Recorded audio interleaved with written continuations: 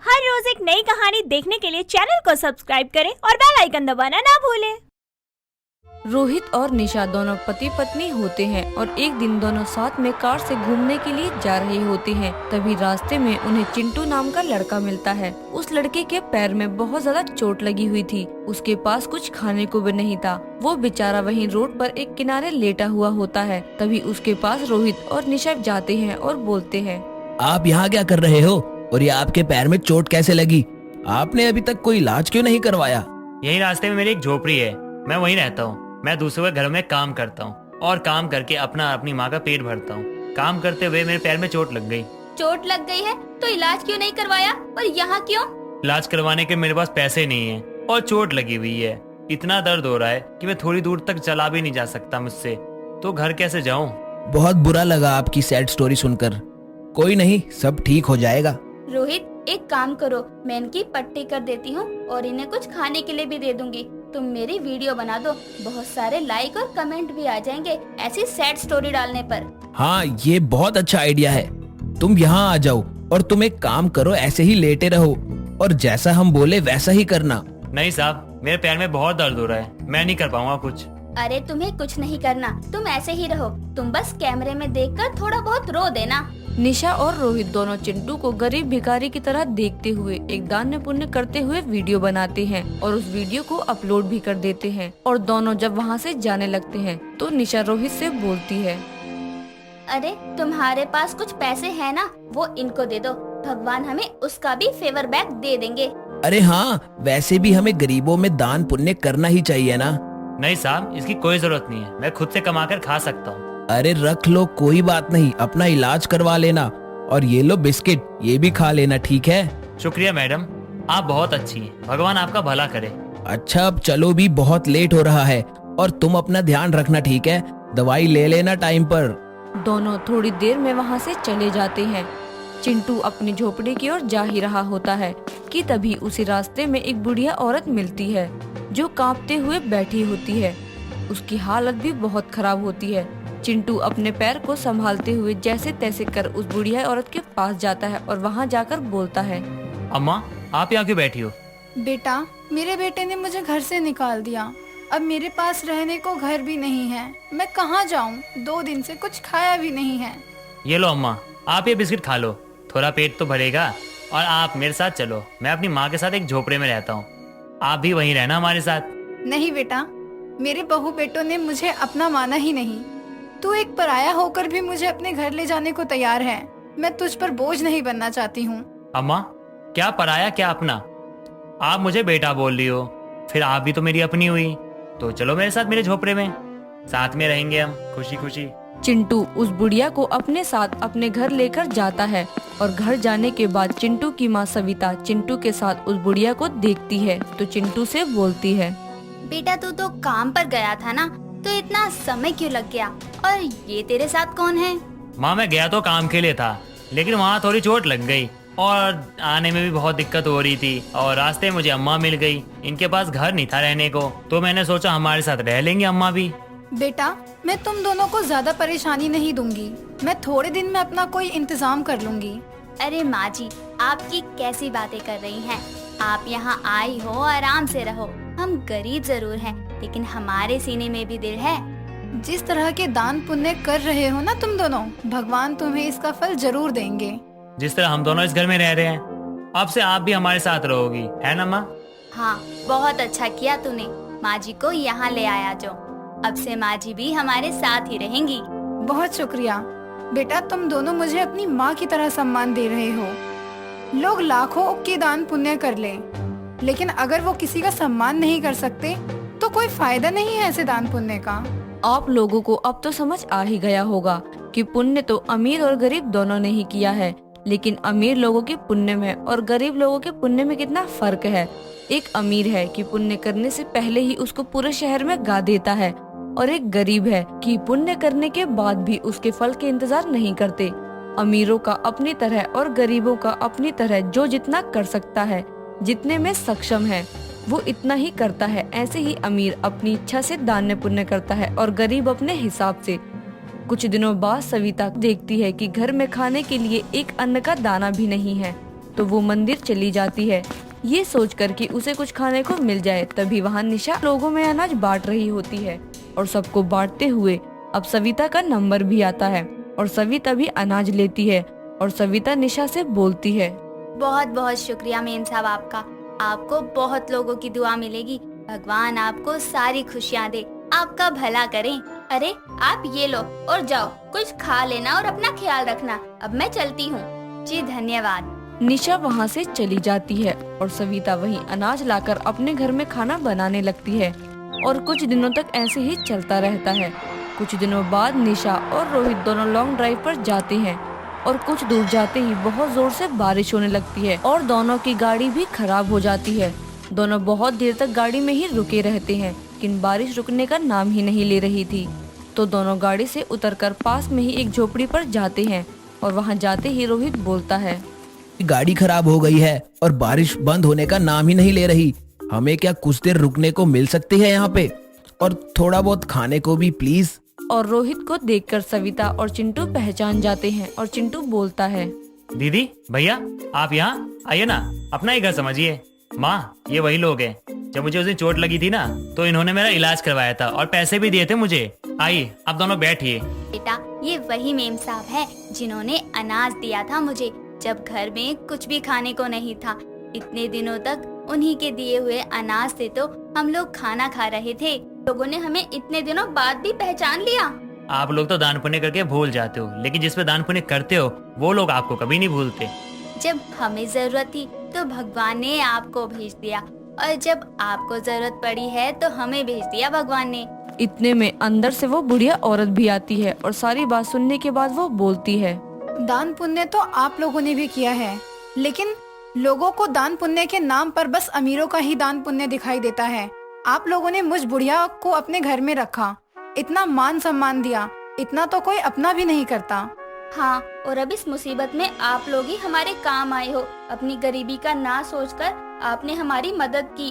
अरे ये आप कैसी बात कर रहे हो, ये तो हमारा फर्ज है। हमारे घर पे कोई मदद मांगने आएगा तो हम ऐसे थोड़ी उसे भेज सकते हैं। आप लोगों को कुछ सोचना नहीं होता है। आप अपनी रोटी में से आधी से भी ज्यादा उस जरूरतमंद को दे देते हो और हम लोग बस शो ऑफ ही करते रह जाते हैं। आप भी ये क्या बातें लेकर बैठ गए, आप पूरे भीग गए हैं। आइए बैठिए, मैं खाना बना देती हूँ आपके दिए हुए अनाज से। ये थी हमारी अमीर और गरीब के दान पुण्य की कहानी। दान पुण्य तो सब लोग करते हैं और उसका फल भी भगवान देर सवेर सबको जरूर देता है। और यहाँ भी उनको मिला हुआ दान से ही उन्होंने दूसरों की मदद की और दान भी किया, और इसी तरह से दान पुण्य चलता रहता है। किंजल और राज की शादी बहुत धूमधाम से होती है, जिसके बाद फोटोग्राफर उनकी फोटो क्लिक कर रहा होता है कि तभी हाथ में रसगुल्ले का बाउल लिए किंजल का देवर प्रेम आता है और बोलता है, बस बस बहुत फोटो क्लिक करवा ली भाई आपने। भाभी के साथ मुझे भी पिक क्लिक करवानी है, पर उससे पहले भाई आप भाभी को ये खिलाओ, वरना मैं खिला दूंगा। आप दोनों ने सुबह से कुछ नहीं खाया। मेरे भाई तू ही अपने हाथ से दोनों को खिला दे, जब इतने प्यार से लाया है। आइडिया तो अच्छा है भैया। भाभी आपको कोई प्रॉब्लम तो नहीं है ना अगर मैं खिलाऊं? मैं आपका प्यारा देवर हूँ। नहीं नहीं देवर जी। किंजल की बात सुनकर प्रेम उसे और अपने भाई को रसगुल्ले खिला देता है और फोटोग्राफर को बोलकर उन दोनों के साथ फोटो क्लिक करवाता है। शादी बहुत धूमधाम से होने के बाद किंजल का बहुत शानदार तरीके से गृह प्रवेश किया जाता है। किंजल अपने शुभ कदम घर के अंदर रखती है, तभी उसकी सास विमला बोलती है, किंजल बहू, मुझे तुम पर पूरा भरोसा है कि अब तुम इस परिवार में आ गई हो तो इस परिवार की भागदौड़ को तुम अच्छे से संभाल लोगी, सबका पूरा ख्याल रखोगी, और इस शैतान को तो तुम्हें ही संभालना है और सीधा भी करना है। बहुत परेशान करता है ये। माँ मैं शैतान कहाँ हूँ, इतना प्यारा सा हूँ, बिल्कुल परेशान नहीं करता मैं भाभी। माँ बस ऐसे ही आपको कह रही हैं। अच्छा अभी बताऊं? माँ दर्द हो रहा है, नहीं करूँगा शैतानी बस। भाभी माँ को बोलो ना, कान छोड़ देंगी, मेरा दुख रहा है। माँ जी छोड़ दीजिए ना, देवर जी को दर्द हो रहा है। मैं पूरे परिवार और देवर जी का बहुत ख्याल रखूंगी, ये मेरा आपसे वादा है माँ जी। बहू मुझे तुमसे यही उम्मीद थी।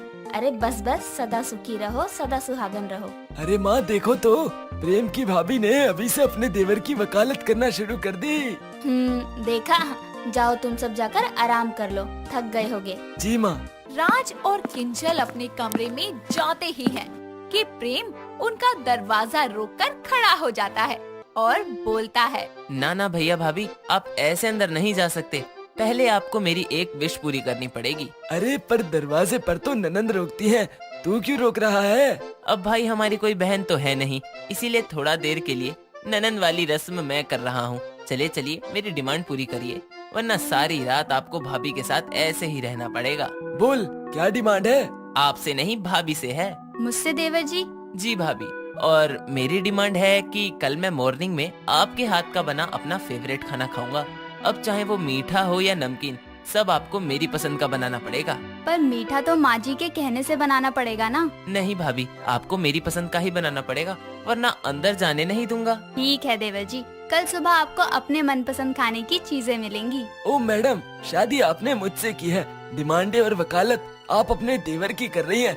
This is not fair Kinjal madam. Thank you भाभी, आप बहुत स्वीट हैं। ये बोलकर वो उन दोनों को अंदर जाने देता है, जिसके बाद दोनों कुछ देर बात करके सो जाते हैं। ऐसे ही अगले दिन जब विमला खाने की टेबल पर आती है तो देखती है कि उसकी बहू ने पहले से ही सब बना लिया है। तभी वो उसे बोलती है, अरे बहू, तूने पूछा नहीं, और ये सारा खाना तो मुझे प्रेम की पसंद का लग रहा है। ये गाजर का हलवा, छोले भटूरे, दाल मखनी, ये सब उसकी पसंद का है। वो माँ जी, प्रेम की डिमांड थी, उन्हें अपनी पसंद का खाना खाना था। चल ठीक है। तभी खाने की खुशबू सूंघते हुए प्रेम आता है और टेबल पर खाने को देखकर बोलता है, वाह वाह, भाभी ने सारा स्पेशली मेरे लिए बनाया है। वाह भाभी, आप तो बहुत अच्छी हैं। भाभी मुझे तो भूख लग रही है, मैं खा लूं क्या? अरे अपने भाई को तो आने दे। थोड़ी ही देर में राज भी आता है। सब एक साथ मिलकर खाना खाते हैं और किंजल के बनाए हुए खाने की तारीफ करते हैं। प्रेम भी बहुत खुशी से बोलता है, वाह भाभी, आपके बनाए हुए खाने की एक एक बाइट इतनी टेस्टी है कि क्या बताऊं। मन कर रहा है आपके हाथ ही चूम लूं। देख तो कैसे कर रहा है। अरे भाभी से कोई ऐसे बोलता है? कोई बात नहीं माँ जी, मैं तो कह रही हूँ अगला नंबर इसी का लगा दो शादी का।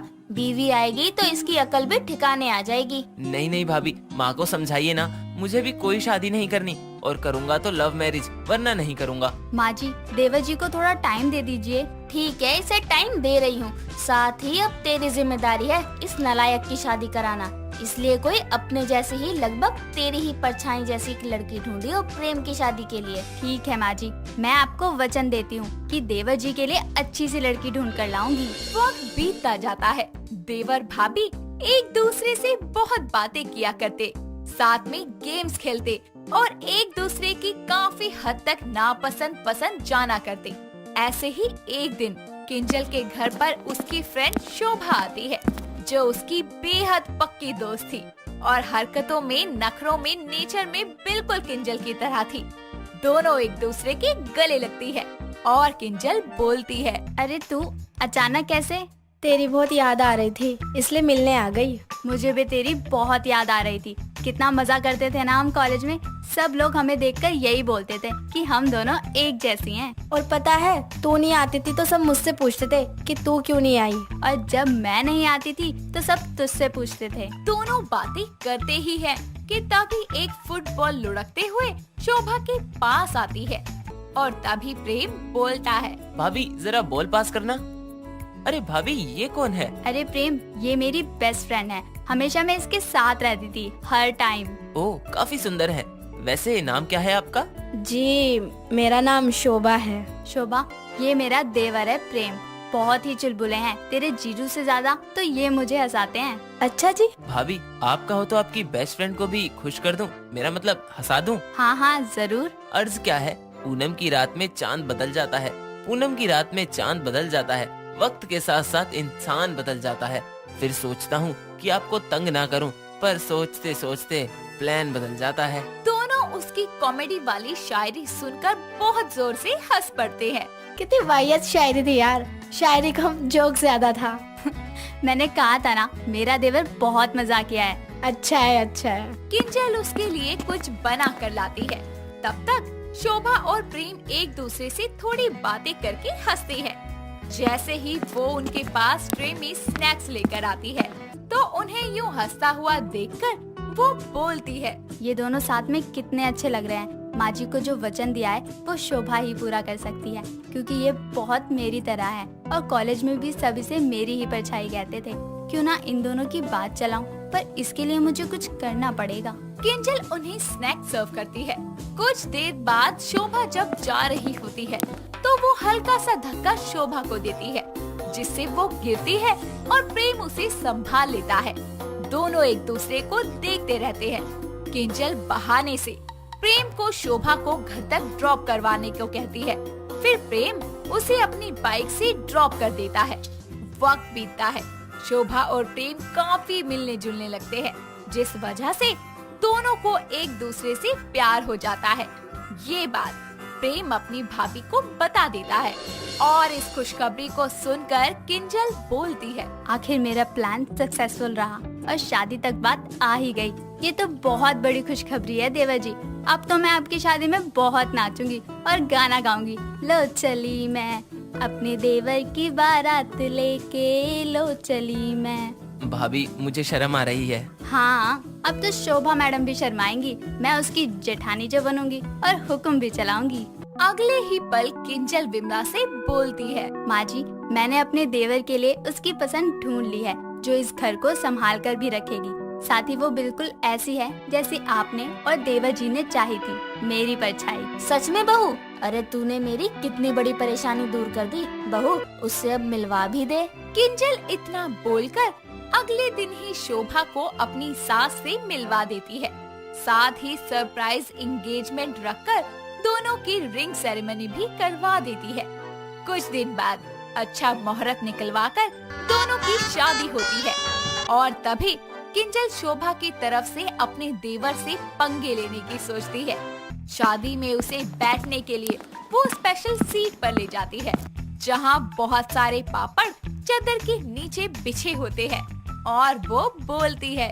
देवर जी बैठिए ना यहाँ, आप वेट करिए जब तक मैं आपकी दुल्हन को लेकर आती हूँ, ठीक है? ठीक है भाभी, जल्दी ले आइए, वेट नहीं हो रहा मुझसे। प्रेम प्यार से इतना बोलकर वहाँ बैठता ही है कि जोर से पापड़ टूटने की आवाज होती है और सबके सामने उसका पोपट बन जाता है और सब हंसने लगते हैं। क्यों देवर जी, मजा आया ना? भाभी आपने मेरे साथ ऐसा क्यों किया? प्यार है देवर जी। आप ये मत भूलिए कि एक भाभी अपने देवर को बहुत प्यार करती है तो उससे पंगे लेना भी जानती है। और ये छेड़खानी मैंने इसलिए की क्योंकि मैं शोभा की तरफ से हूँ, तो साली वाली हरकतें करना तो बनता है ना। सही जा रही हो किंजल। ऐसे ही कुछ देर बाद दोनों की फोटो क्लिक होती है। सब एक साथ खाना खाते हैं। कुछ देर बाद किंजल अपनी दोस्त का देवरानी के रूप में गृह प्रवेश करवाती है और उसके हाथ हल्दी में पीले करके दीवार पर छाप लगवाती है। शोभा और प्रेम अपने कमरे में जाने ही लगते हैं कि तभी उसके भैया भाभी वहाँ दरवाजे पर खड़े हो जाते हैं और तभी किंजल बोलती है। अरे अरे देवर जी, कहाँ चल दिए? पहले मेरी शर्तें तो पूरी कीजिए, तभी अंदर जाने दूंगी। क्यों, कुछ याद आया देवर जी? क्या भाभी, आज छोड़ दो, कल आना आप। ऐसे कैसे? मेरी डिमांड पूरी कीजिए तभी आपको अंदर जाने दूंगी, वरना पूरी रात ऐसे ही खड़ा रहना पड़ेगा। अच्छा बताइए, क्या डिमांड है आपकी? आप मुझसे बदला ले रही है ना अपनी शादी का? नहीं, मैं तो द्वार छिकाई की रस्म कर रही हूँ, भाभी ही तो करती है। आज तो भाभी मेरी अच्छे से लेकर ही रहेंगी। ठीक है भाभी, बताइए क्या डिमांड है? हाँ देवर जी, मैं आपको तभी जाने दूंगी जब आज रात के लिए आप मेरी फ्रेंड, मेरी देवरानी को मेरे साथ सोने देंगे। भाभी ये कैसा मजाक है? आप मजे ले रही हैं ना? चलिए अब अंदर जाने दीजिए। मैंने तो आप दोनों को इतना तंग नहीं किया था। नहीं नहीं, पहले मेरी डिमांड पूरी करो। भाभी आज रात ऐसे मत कीजिए, आप जानती है ना कितने टाइम बाद आज हम दोनों साथ रहेंगे। प्लीज भाभी, प्लीज जाने दीजिए ना। अच्छा किंजल, बस अब इन दोनों को जाने भी दो, बेचारे थक गए होंगे। मैं तो मजाक कर रही थी देवर जी, आपका तो रोने जैसा मुंह बन गया। ले जाइए अपनी दुल्हन को अपने साथ। थैंक्स भाभी। अपनी भाभी के गले लगकर वो शोभा को जल्दी से कमरे में ले जाता है और दरवाजा बंद कर लेता है। इस तरह किंजल अपने देवर की शादी को बड़े धूमधाम से करवाती है, जिसके बाद सब लोग घर में खुशी खुशी रहने लगते हैं। रिधि अपने पति पंकज को खुद का ब्यूटी पार्लर खोलने के लिए मनाती हुई बोलती है। पंकज प्लीज ना, मुझे अपना ब्यूटी पार्लर खोलना है। तुम मान जाओ ना, इससे हमारी एक्स्ट्रा इनकम भी होगी और मुझे सब कुछ आता है तो इसके कहीं ना कहीं तो यूज होगा ना।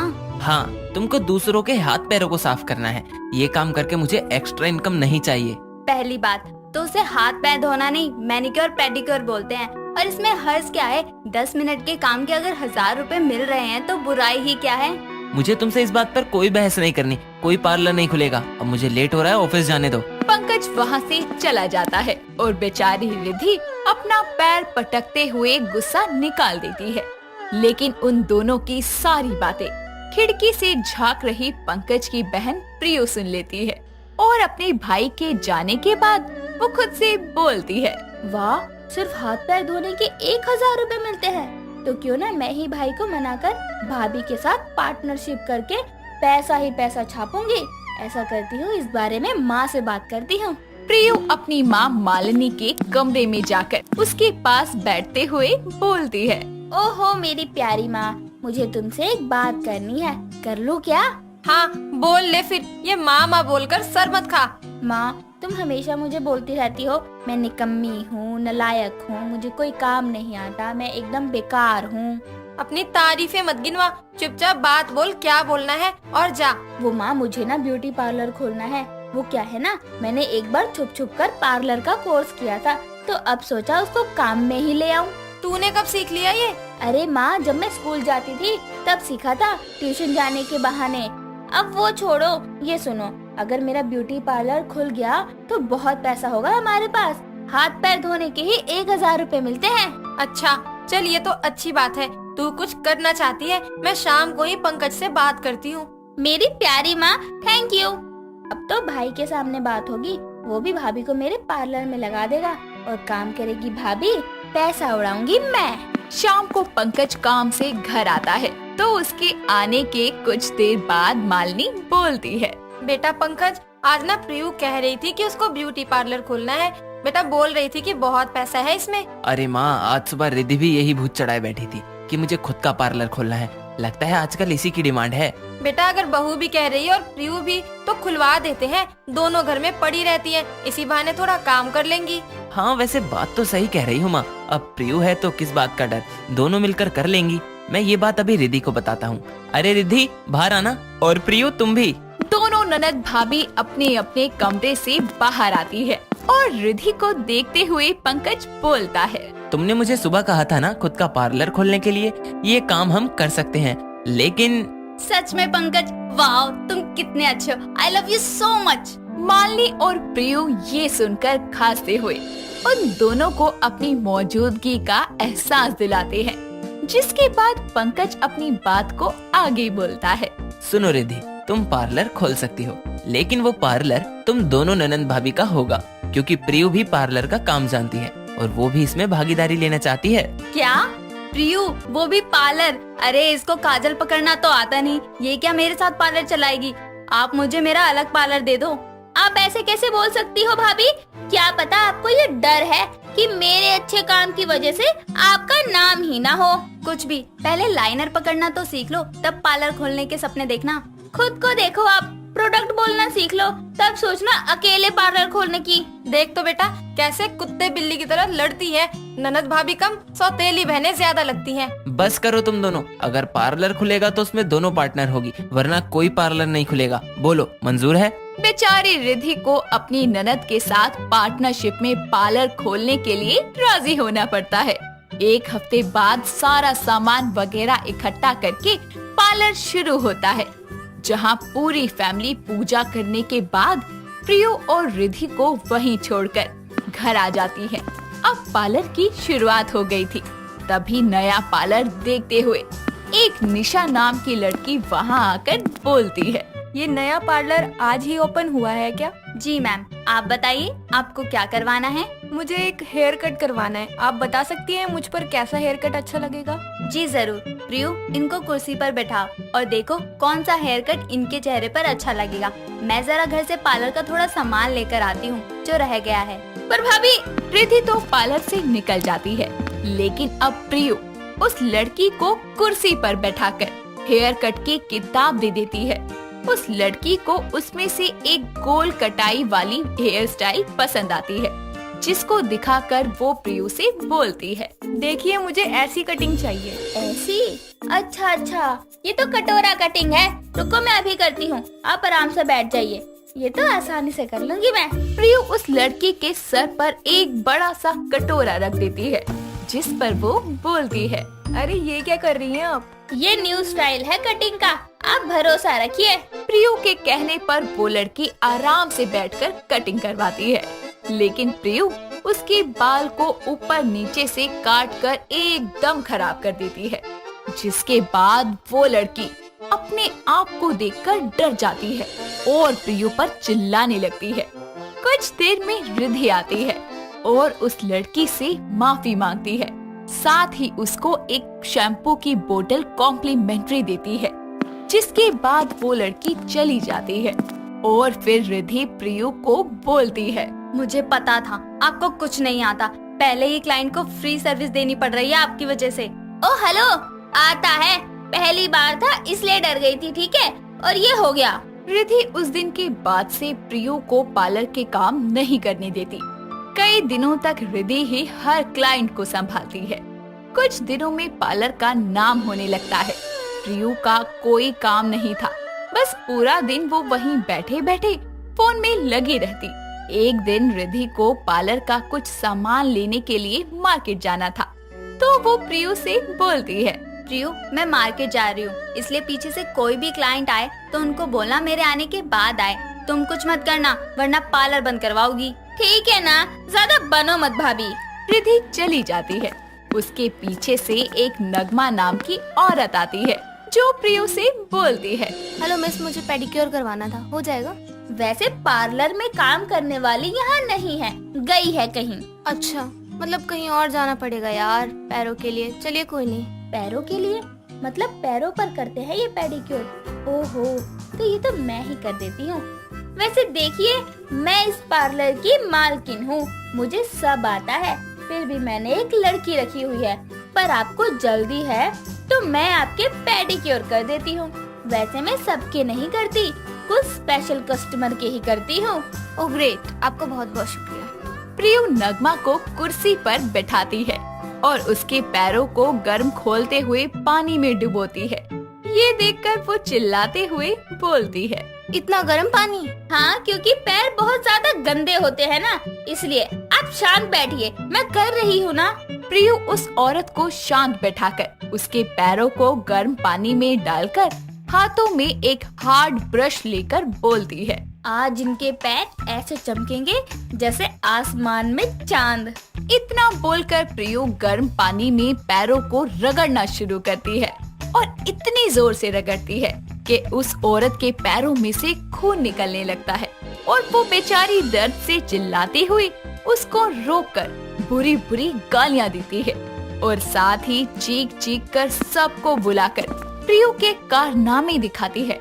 इतने में रिद्धि भी वहाँ आती है। ये सब देखकर वो शर्म से आंखें झुकाकर उस औरत से माफी मांगती है और उसको भी बहुत सारा ब्यूटी प्रोडक्ट कॉम्प्लीमेंट्री देती है। फिर वो प्रियु का हाथ पकड़कर उसे पार्लर से बाहर लाती है और पार्लर में ताला लगाने के बाद घर जाकर चाबियां पंकज के सामने रखकर बोलती है, मुझे नहीं खोलना कोई पार्लर, मेरी सारी मेहनत आपकी बहन मिट्टी में ही मिला देगी तो क्या फायदा। हुआ क्या रिद्धि? रिद्धि सारी बात पंकज और मालिनी को बताती है, जिसके बाद वो दोनों प्रियु से सख्ती से पूछते हैं तो प्रियु बता देती है कि उसको कोई काम नहीं आता, बस पैसों के लालच में उसने पार्टनर बनना चाहा।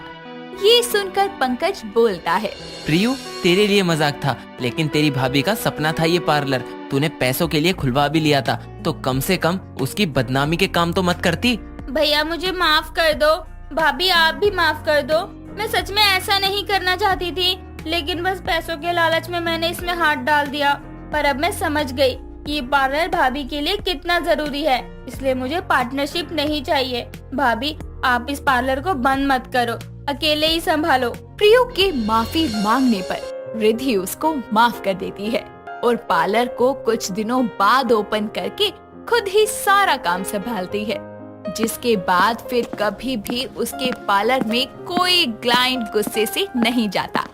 दोस्तों, अगर आपको ये कहानी पसंद आई तो इसे लाइक करें, शेयर करें और कमेंट करके बताएं कि कहानी में आपको सबसे अच्छा क्या लगा।